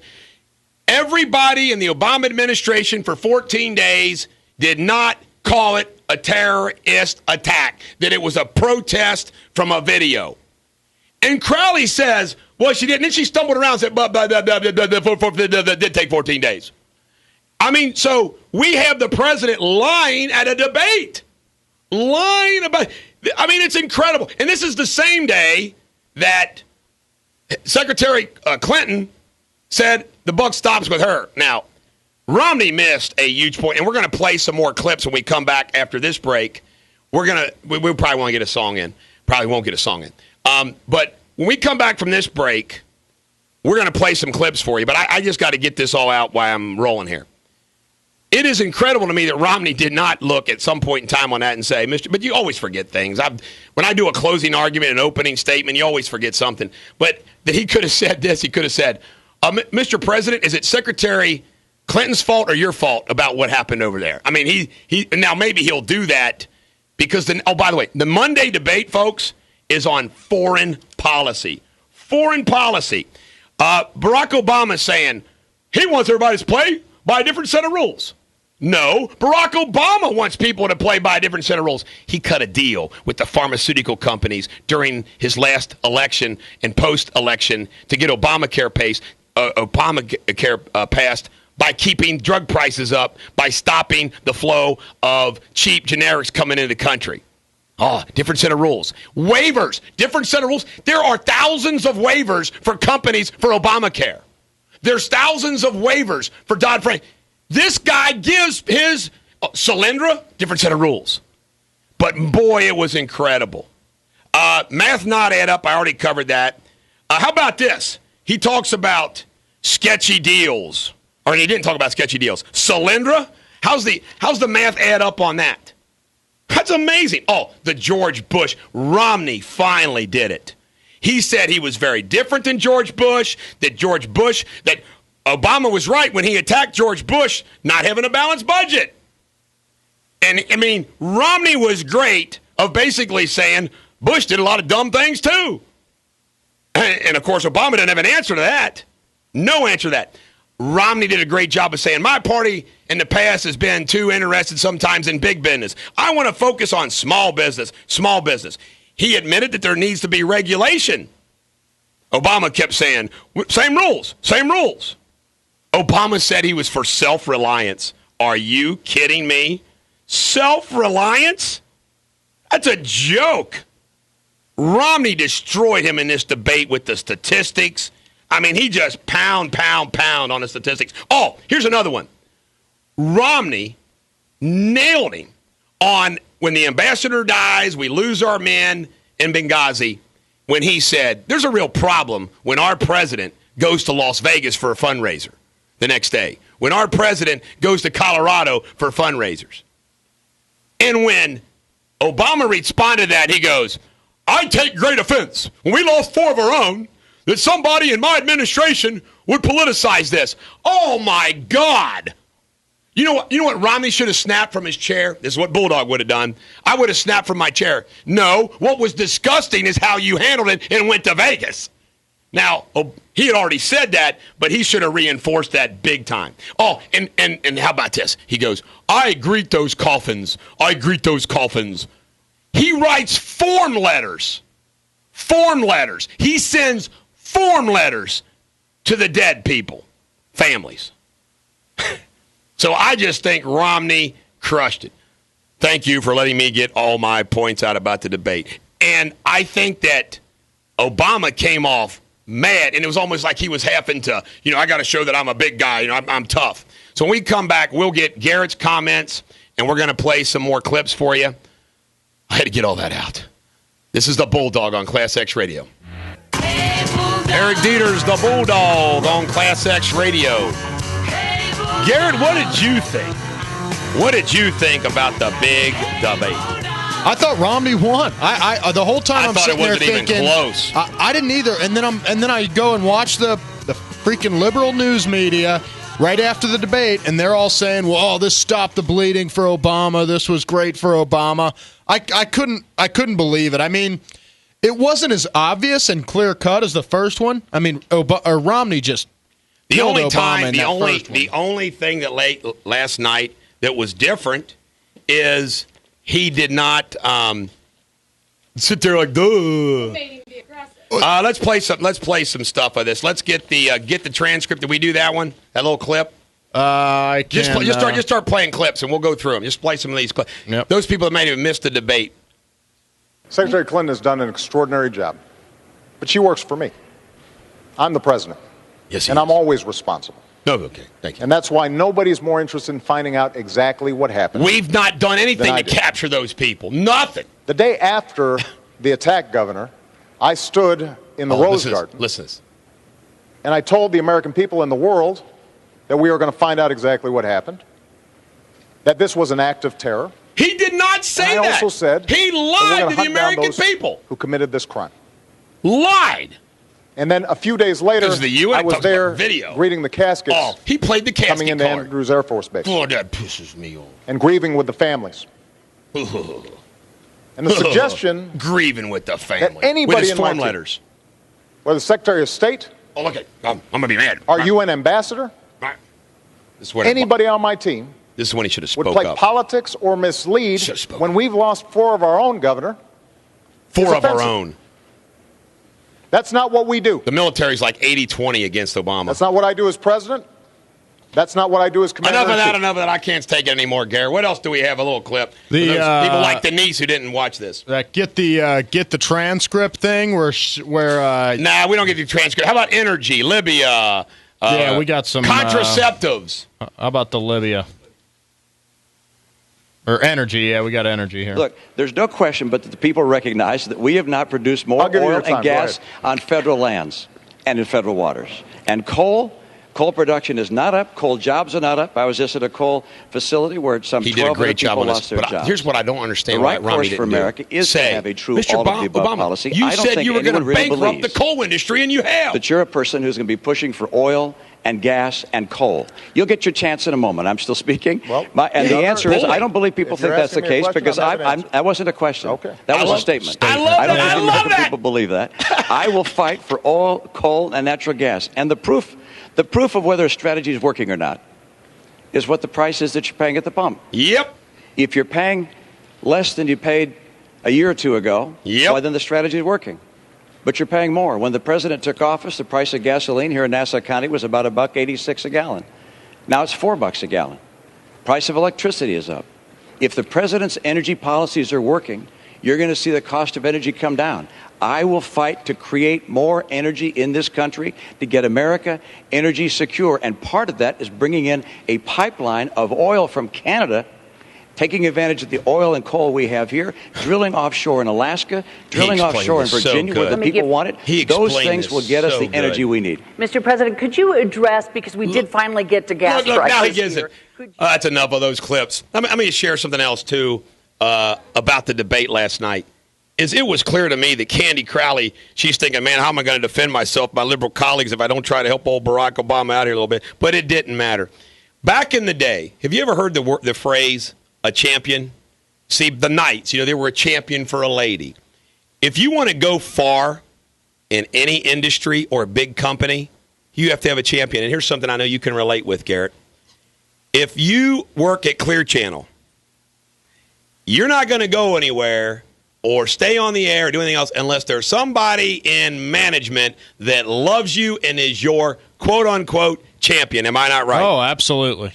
My champion over there was Willie. Yep. Wahlberg says the reason why you're on the air, Willie, he was my champion. Well, when I gave him the excuse to get rid of, well, guess what? Everybody knows Chuck Frederick, Darryl Parks make all the decisions. Well, you got to have a champion. That's just the way it works. So, Romney. Okay, this television thing that I'm working on, I can tell they want to be my champion. I told him that in my first conversation with him. I said, I just need a champion. I said, we can do this. Romney, when he was up there last night, this is what I'm just going to share this the way I felt, and I bet you many of you felt this too. When he was up there kicking Obama's butt, because I'm already going to vote for Romney anyway, but the last two debates, on behalf of Republicans, independents, but on behalf of Americans that see things the way we do, as taxpayers, as somebody that works hard, pulling the wagon, that understands that America is based upon the three pillars, God, the Constitution, capitalism, that understands it's all about jobs and families and the economy, and that's what it's all about, folks. I'm not kidding you. I was so proud of Mitt Romney these last two debates, and I thought to myself, Romney is mine, and Romney is our champion. He is our representative. He's there debating this guy and kicking his butt, and he's doing great. And it felt awesome that our champion was kicking his butt. For example, everybody knows the last debate, Obama wasn't a very good champion for all of his supporters at all. But did you feel, I'm just telling you, I felt like that. I felt like Romney was representing me in these two debates and did a damn good job doing it. Absolutely. He's won. A couple notes that I made, like on that foreign policy question, just to go back to the liberals and how they think. They tried to make it seem like that was a fair room to be in. Well, after that foreign policy question on the embassy attack, the audience starts clapping. Yeah, there was three different kind of clappings with the family. Hey, by the way, the next debate's on foreign policy is going to kill him. Hold on your comments before I forget. We got to get a traffic report because we missed her last time. What do you got there, Denise? Well, you know what? They had an accident, there was an accident on southbound 75 right around Ronald Reagan. Things are really improving. That accident is cleared out of the way. It had the right lane blocked, and you were backed up all the way back to 275. Right now, it looks better. It's just from Sharon Road on down to Ronald Reagan. Southbound 71, that's gotten better. 275 to Kenwood, you're slow there. No accidents reported right now. I'm going to double check that, though, before we go off. And then you're still looking at 20 minutes from Buttermilk to the bridge, and 471, you're slow from Grand on in. Wait a minute, here's a couple accidents. Hamilton at Madison, okay, that's in Hamilton. Madison at Ridge, there's an accident. You need to watch for that. Dick Smith at Martin Luther King Drive, so one there. And one other one here. Let's see, that is on Ronald Reagan, right around Coleraine. So watch for that. So there you go, Coleraine in there again with an accident. So. Thank you, Denise. How about that China question? About the pension. He is going to crack down on China. Have you seen your pension in China? And he tells him when he would do it. It's not as big as yours. But he goes, and he would never answer it. Right. I mean, when he came hard, he dodged questions. He dodged it, but Romney took him on. Anybody who watches that debate and think Barack Obama won because he was a little more aggressive, but they trained him to be that way. Yeah, but he wasn't consistent. It wasn't like he was that way last time. Like you said, he had a dark suit. It looked like he had a dark tie. Yeah, I think he had Botox too. They wanted to make him look stronger and firmer because he's not. I didn't watch it, but they didn't wear a pink tie, Denise. I was going to ask you about that, but I looked and saw the picture. And Obama kept asking that Candy, a.k.a. Mama Cass. Yeah. Okay, please move on. She was kind of a Mama Cass, wasn't she? He would say that Romney asked Obama, he's like, right after he said, after the terrorist or straightforward question, he declared it a terrorist attack the day after in the Rose Garden. Without answering the question, Obama just said, please continue, Governor. That's all he would say. He didn't answer it. It's ridiculous. And as the food stamp enrollment, as reported by the Weekly Standard, hits a record high of 46 million. Oh, and the contraception thing? If you can't afford a condom, don't have sex. Bingo. God. Bingo. It's that easy. I don't need to pay for that. I agree with you. Why should other people pay for contraceptives? Makes no sense at all. No sense at all. Obama called Romney's. I think we need a song, man. We're all pumped up. Yeah, we are. Oh, but one more thing. Obama called Romney's fellow Republicans allies, like they're enemies or something. Yep. He acts like they're enemies. Romney's the one that will work with Democrats. Obama's the one that won't. Massachusetts. I know. It. Obama's the one that won't work with Republicans. He acts like it's one or the other. You're one or it's. It cracks me up when he acts like he's Mr. Work with the Republicans. Right after he won, he told the Republicans, "I won." And he had a Democratic House, a Democratic Senate. He ignored the Republicans. We come back, we're going to beat this debate in the ground some more. I think Pastor Dan's going to join us on Class X Radio. This is the Bulldog on Class X Radio. Joining us now is Dan Francis. How you doing, Pastor Dan? Excellent. Good to be with the energy in this room. I've been listening all morning. Did you watch the debate last night like a good American citizen? Absolutely. There was somebody in this room that did not watch the debate. I'm going to give you one guess, Dan. Well, I have been listening, so I do understand who it was. I had a reason. It wasn't like I was sitting at home watching She was at the bar. Something. She's at the bar. She's at the bar. My Bar's mind important. is made up. I didn't need to watch it. It was a. Did you see the Big Bird commercial while you were at the bar?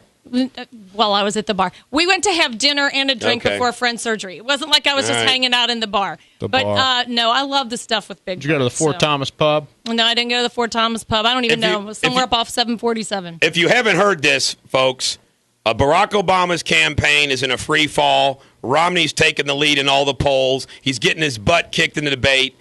The brain trust of the Obama campaign got together at an underground cave, and they said, what can we do? We got to find something. There's no dirt on Romney. There's no dirt on Ryan. They don't have prostitute pictures. Axelrod, Count Chocula says, I got it! Big Bird. And this is what they put together. I'm Barack Obama, and I approve this message. Bernie Madoff, Ken Lay, Dennis Kozlowski, criminals, gluttons of greed, and the evil genius who towered over them. One man has the guts to speak his name. Big Bird. Big Bird. Big Bird. It's me, Big Bird. Big, yellow, a menace to our economy. Mitt Romney knows it's not Wall Street you have to worry about. It's Sesame Street. I'm going to stop the subsidy to PBS. Mitt Romney taking on our enemies no matter where they nest. There we go, baby. Big Bird. I wonder if he's gotten a boost in ratings, and they've gotten some money maybe at PBS since they're going to cut him off here soon. I want to make everybody aware that at 12:30, I'm going to be on Lincoln Ware's radio program. discussing the Erica Collins case. Lincoln's a buddy, and I appreciate him letting me go on his radio show. So, me mentioning his show, what the heck? He's letting me promote me on my show on his show. Got a traffic report for us, Denise. Well, we're still dealing with a couple of accidents. Ronald Reagan westbound right around Coleraine. Watch for that. Dick Smith at Martin Luther King and Madison at Ridge. FCC rules. Gosh, go ahead. I said Smith. Okay. Dick Smith. All Dick right. Smith. Okay. Make me repeat it. And you've got the slow traffic around there today. Do you have any trouble getting in here this morning, Dan? Absolutely not. I came down early and landed in my favorite drinking spot and had my coffee. Oh, okay. Good. I'm glad you clarified the drinking spot. Which bar were you at? McDonald's. As I prepare to pass the baton for the rest of the show to Dan and you guys, you miscreants, I want to get you warmed up here, Dan, and ask you the big question about your thoughts on the debate. But I also have to point out, yesterday on Willie's show, Lisa Wells had to confess that I outlawyered the prosecutor. Willie Nader? Yeah. Because she said she was going to go to jail. I said to brag about that. All right, Dan. Dan Francis, who's my backup, and it's so funny. We got a Baptist preacher backing up a Roman Catholic. There's nothing better than that.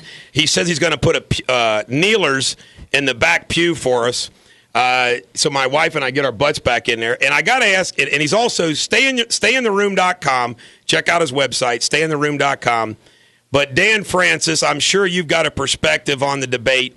You always walk that line because you're a preacher. It's great being a lawyer, Dan. You can just take positions and make half the people mad. So you got in a different position here. But what did you think about the debate?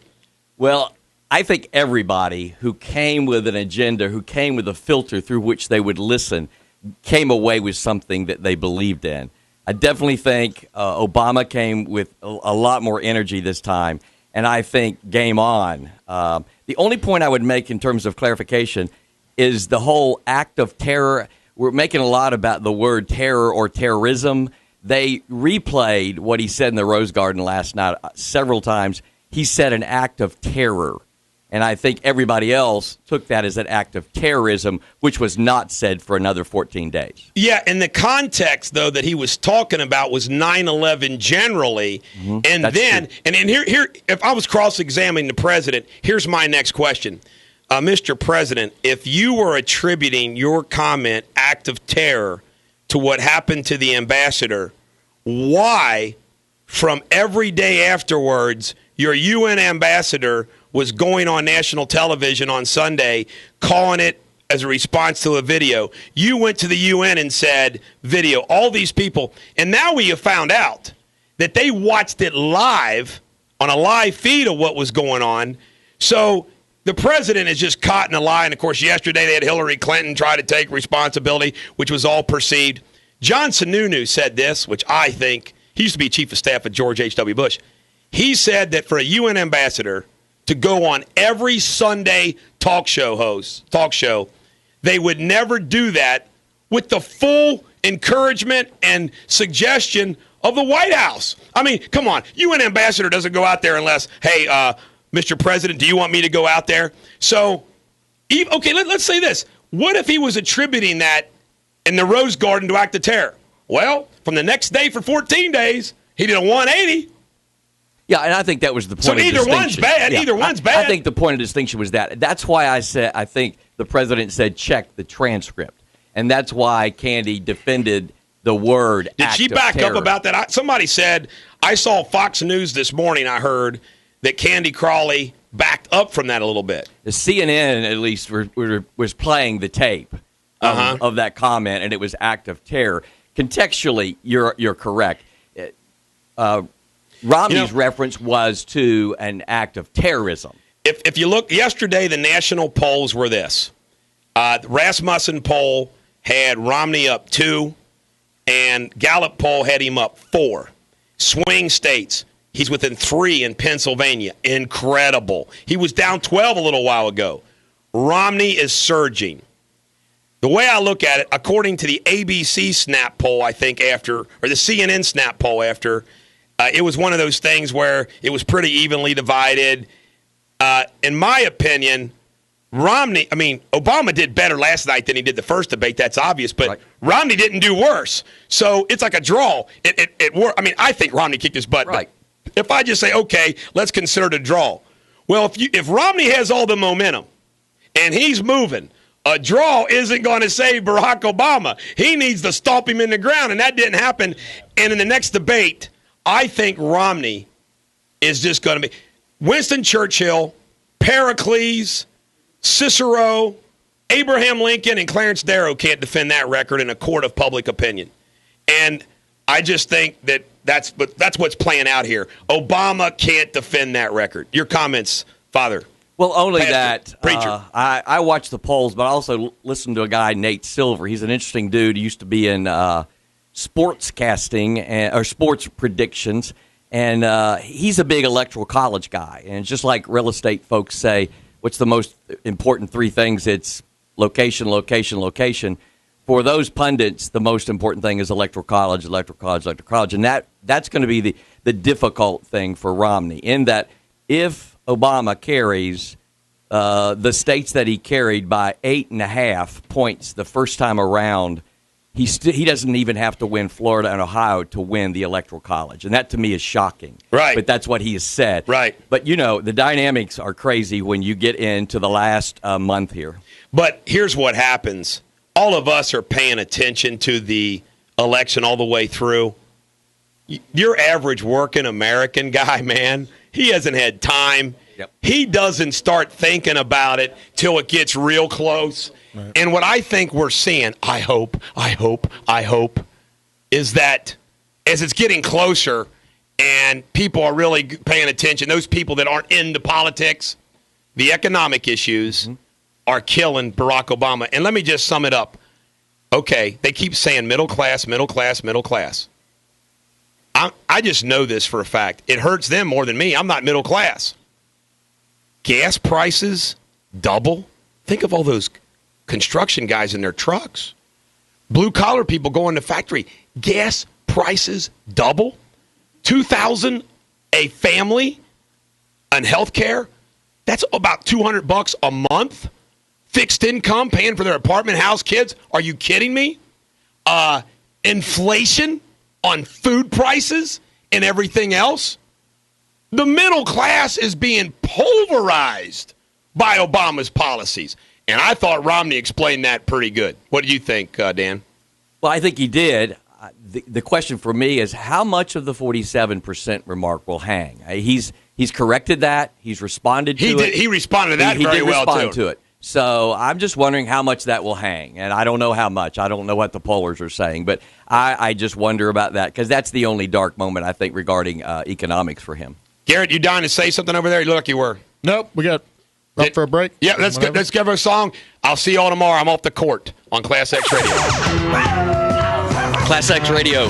Dr. Dan Francis filling in for the Bulldog with the gang here. It feels like old times. We had several days together last week. Yes, we did. If you have been listening, and I have, as the program has gone on this morning, I have some trivia tidbits that are lingering. There was a mention of Alan Jackson having a birthday, I think. Something you may not know. But Maddie Jackson was in the classroom of one famous teacher in Nashville, Tennessee, and her name was Mrs. Neva Francis. That's right. My wife taught Maddie and got to know the Jackson family really well. I was listening to the helicopter. I was grateful that it was back being used. But I will tell you, as I was listening, this is the truth. I was listening, and it crashed at the end. Were you worried about me? My radio feed went dead. Yeah, it went dead for like 15 seconds. Oh my gosh! And I was worried about Denise. And then all of a sudden, I heard Garrett's voice. That's right. Yeah, I had to crawl out from underneath the lid. It wasn't a bad crash. I was concerned, but I'm glad to see all of you are well. The funeral song that our friend, the Bulldog, suggested I did it my way, I would suggest that if he uses that he uses the Elvis version. And so I'm going to talk to him about that.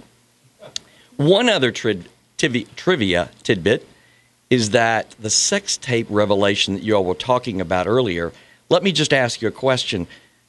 The participants, could they have possibly been seeking publicity when they do those?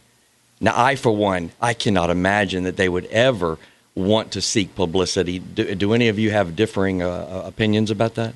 Well, it seems like if there's something like that out there, of course I chime in. What was it? What are you laughing so hard about? Because I'm the first one that responds. Absolutely, I knew you would. No, Who's got the first chime in? But think about it. How many people have become famous over the negative things that are put out there like that, Well, or the but my point bad is, things? Or do you think you're going to make one at it not get out? Are you kidding me? Right. Well, and especially, somebody like that. But the point is, really, I don't know who would want to see it. So I don't know why you would think it's just the fact that the publicity is going on. What was the news reporter that had somebody spying on her, and he was taking pictures, and now she was on Dancing with the Stars. It was Aaron something or other. Mm-hmm. Aaron Andrews. Andrews. The dude made her famous. Well, but she was famous way before. She might have been, but she was. I never heard of her because I didn't watch sports. He got in a hotel room, drilled a hole through the thing, and put that in. It was pretty sick.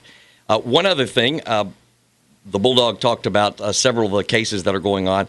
The question that I keep asking about the Shauna Hubers and Ryan Poston thing, where did the gun come from? Does anybody... Who had the gun? Does anybody have come up with that? I didn't read the article. I didn't read any of it. There's nothing been in the two articles that I've read. That was one of my questions. The other thing I would like to ask Bulldog about sometimes is, does he know David Mann? The reference was given in the Sunday newspaper to him and his work with civility in politics, and I have obviously some inclination toward that. I also wanted to ask him about the outside money that's coming in with the Massey Adkins senatorial thing, and then one other thing that really just made my heart heavy.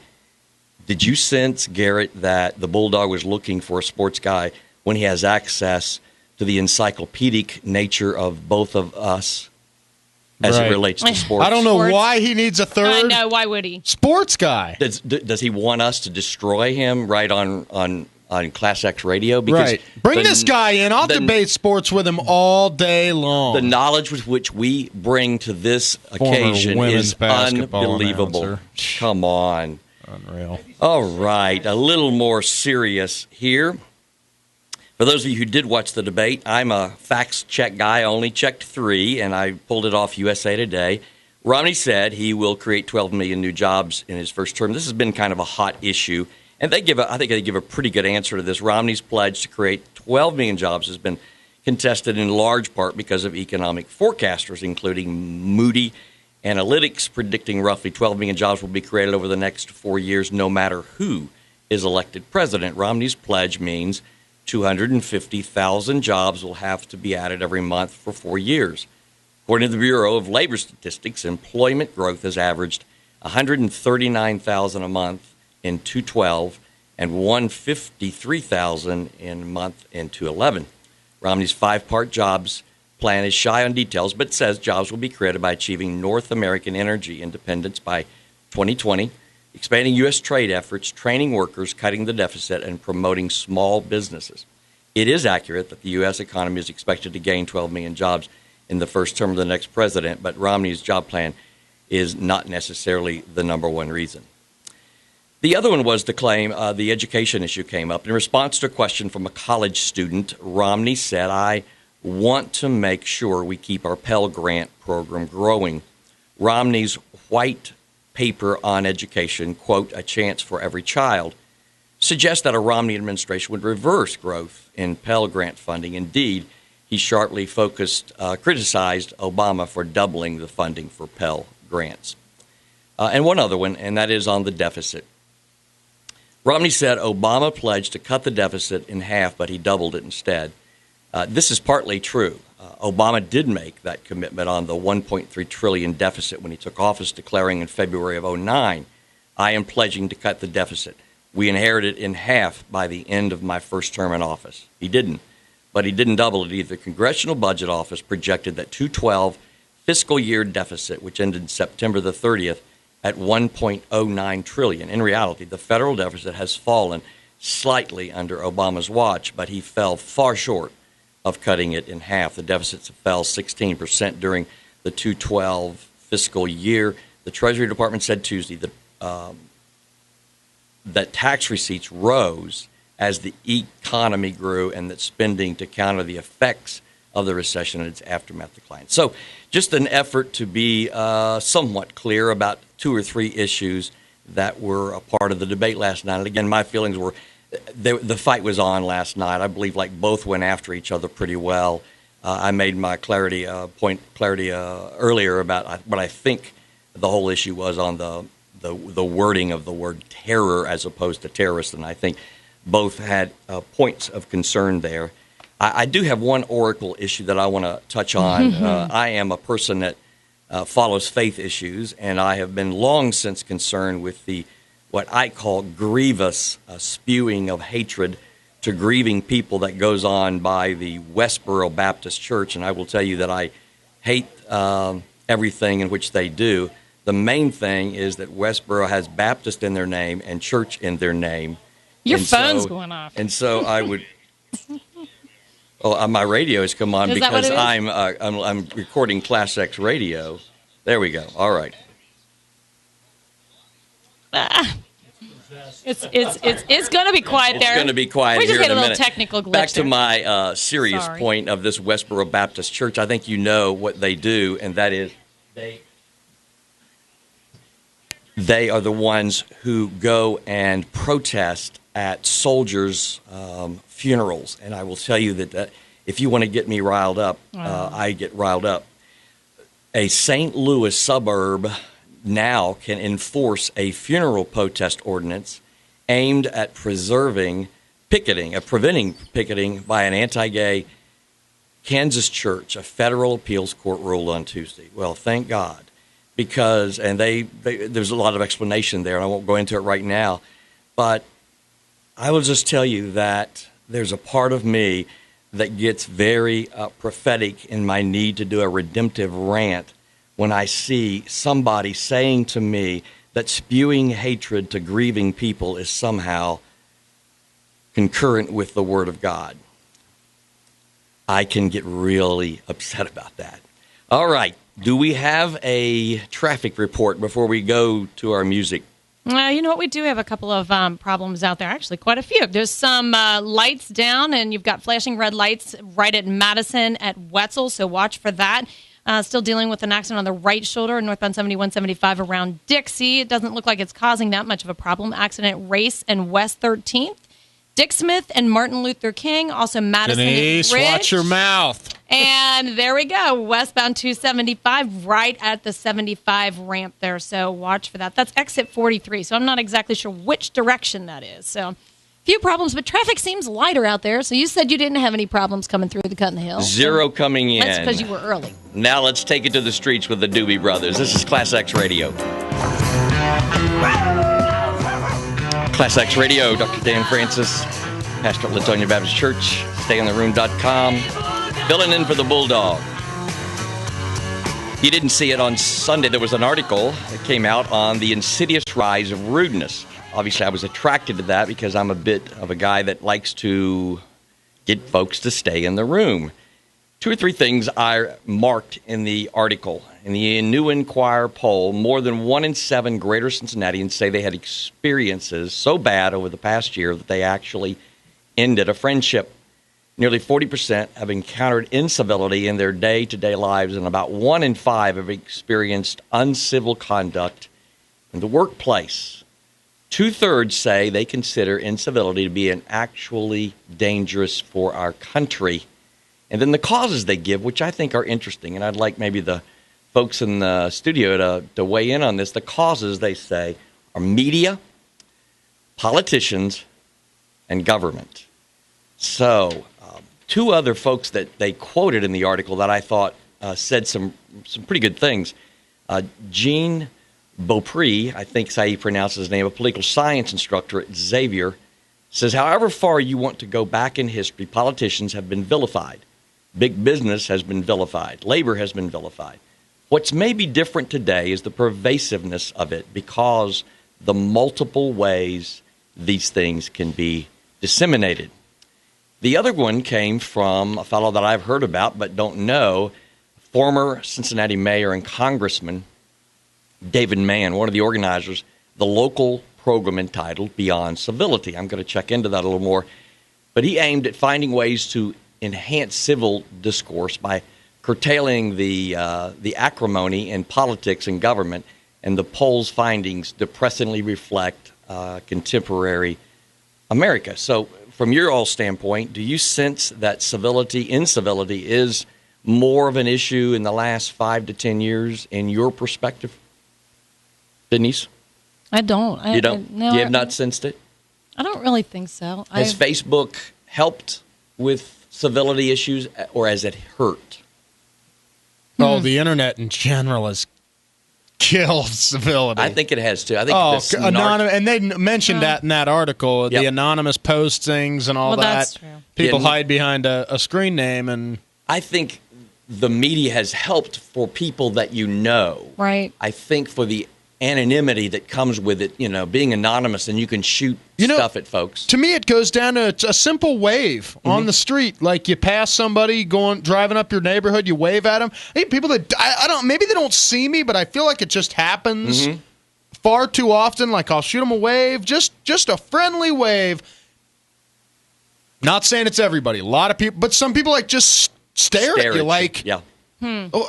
That is a huge pet peeve of mine. Yeah. Well, and the other one is, do you try to make eye contact with people sometimes, and they really don't make eye contact as much anymore? And maybe that's because of some uneasiness that they have, but I'd like to make eye contact with people and nod, and just acknowledge, and oftentimes it isn't. I think in light of that, let me just hit one or two things about how there's some civility going on in what I call this election-fevered season. There are some strange bedfellows, and for those of us who are faith people, I've watched this with incredible interest. How would you have ever imagined that the Christian right would, in fact, be strongly supportive of a Mormon? And I will tell you, in my lifetime, I never thought that, because most right-wing Christians do not believe that Mormons are Christians. And so that's for another day, but generally that's the belief. The other interesting thing is that I'm seeing some solidarity between two really interesting folks, the Christian left and the focus on the family people, and then finally the Catholics and Obama. Those are things that we might talk about down the road. I hope that you enjoy your day. We're going to listen to a little James Taylor on our way out. This is Class X Radio. Dr. Dan Francis filling in for the Bulldog. I hope every dog has its day, and I hope today's yours. Class X Radio.